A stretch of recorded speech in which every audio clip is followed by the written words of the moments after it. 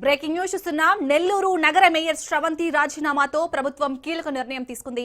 నూతన మేయర్ ఎన్నికయ్యే వరకు deputy mayor రూప్ కుమార్ యాదవ్ కు తాత్కాలికంగా మేయర్ బాధ్యతలు అప్పగిస్తూ ప్రభుత్వం ఉత్తర్వులు జారీ చేసింది. అవిశ్వాస తీర్మానం నేపథ్యంలో మేయర్ శ్రవంతి రాజీనామా చేశారు.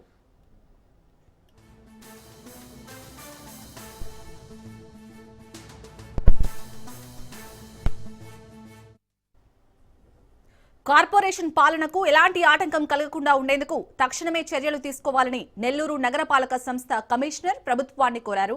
దీనిపై స్పందించిన ప్రభుత్వం ఆంధ్రప్రదేశ్ మున్సిపల్ కార్పొరేషన్ చట్టం 1955 సెక్షన్ 91(2) ప్రకారం డిప్యూటీ మేయర్ రూప్ కుమార్ ను యాక్టింగ్ మేయర్ గా నియమిస్తూ ప్రభుత్వం ఉత్తర్వులు జారీ చేశారు.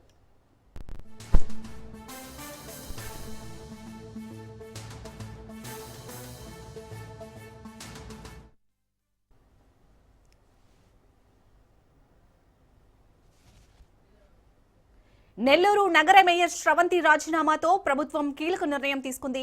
నూతన మేయర్ ఎన్నికయ్యే వరకు డిప్యూటీ మేయర్ రూప్ కుమార్ యాదవ్ కు తాత్కాలికంగా మేయర్ బాధ్యతలు అప్పగిస్తూ ప్రభుత్వం ఉత్తర్వులు జారీ చేసింది.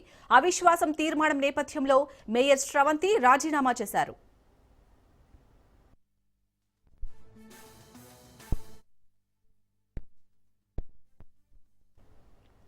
కార్పొరేషన్ పాలనకు ఎలాంటి ఆటంకం కలగకుండా ఉండేందుకు తక్షణమే చర్యలు తీసుకోవాలని నెల్లూరు నగరపాలక సంస్థ కమిషనర్ ప్రభుత్వాన్ని కోరారు. దీనిపై స్పందించిన ప్రభుత్వం ఆంధ్రప్రదేశ్ మున్సిపల్ కార్పొరేషన్ చట్టం 1955 సెక్షన్ 91(2) ప్రకారం డిప్యూటీ మేయర్ రూప్ కుమార్ ను యాక్టివ్ మేయర్ గా నియమిస్తూ ప్రభుత్వం ఉత్తర్వులు జారీ చేశారు.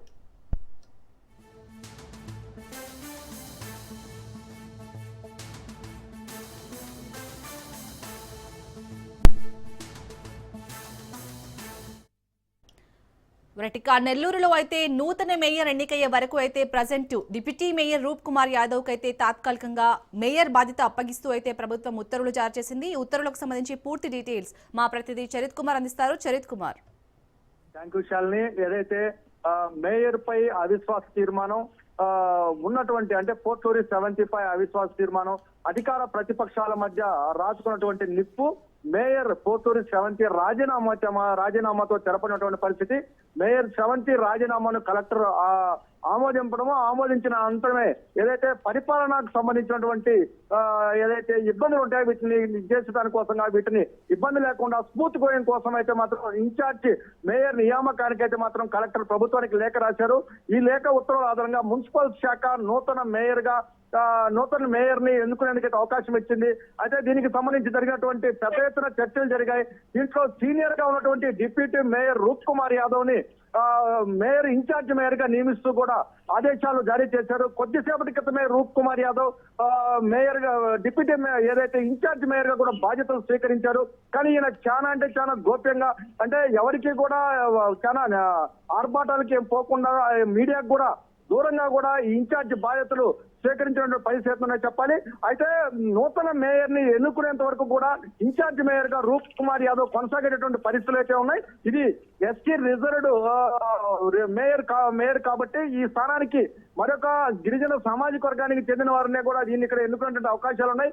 నూతన మేయర్ గా ఎవరు రాబోతున్నారు అనేది కొంత చర్చ అయితే మాత్రం నెల్లూరు పొలిటికల్ సర్కిల్లో కొనసాగుతున్నటువంటి పరిస్థితి ఉన్నాయి చెప్పాలి.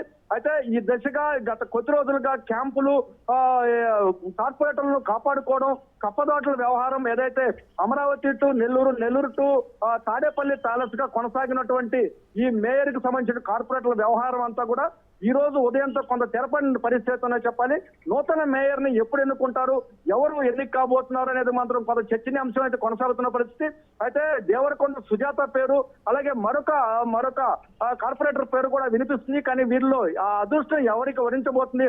కేవలం సంవత్సరం రోజుల కాలమే ఉన్నటువంటి ఈ మేయర్ పదవి కొరవ మేయర్ ని ఎవరిని ఎన్నుకోబోతున్నారు? కానీ ఇన్ఛార్జ్ మేయర్ గా ఉన్నటువంటి రూప్ కుమార్ యాదవ్ నే నెట్టుకొస్తారా లేకపోతే మధ్యలోనే ఈ యొక్క కొత్త మేయర్ ని ఎన్నుకుంటారా అనేది మాత్రం కొంత చర్చ జరుగుతుంది. దీని అందరికీ కూడా కాలమే సమాధానం పరిస్థితుంది. శాలిని.